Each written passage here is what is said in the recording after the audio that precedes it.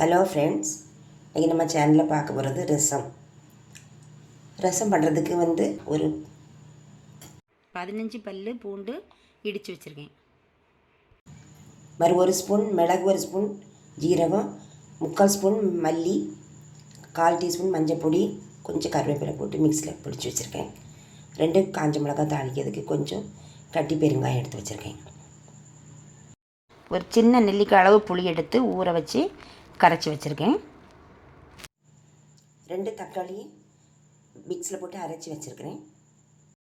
எண்ணெய் சூடாகிடுச்சு, கடுகு போட்டுருவோம். கடுகு கூட கொஞ்சம் வெந்தயம் போட்டுருவோம்.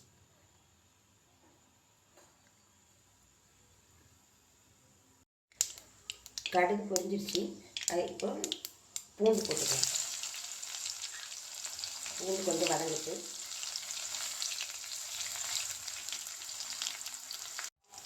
பூண்டு கொஞ்சம் வதங்கிச்சு. இந்த காயமும் காஞ்ச மிளகாயும் போட்டு ஒரு கிளறணும். அது கூட அரைச்சி வச்சா தக்காளியும் ஆட் பண்ணிக்கலாம்.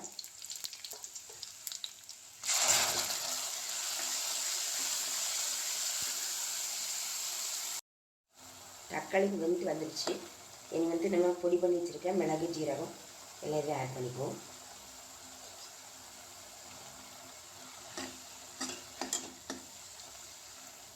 அதையும் ஒரு கிளறிக்கலாம். கூடவே ஒரு 1/2 ஸ்பூன் காஞ்ச மிளகாத்தூள்,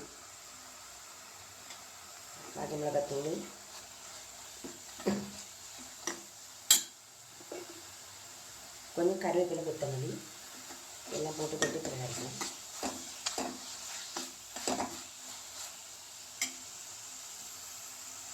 இது கூடவே இது புளி தண்ணி ஆட் பண்ணிக்கலாம்.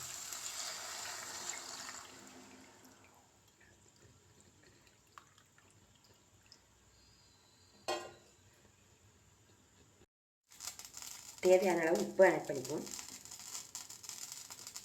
கொஞ்சம் ரசம் கொதித்து வரட்டு பார்ப்போம். இப்போ ரசம் கொதித்து வருது.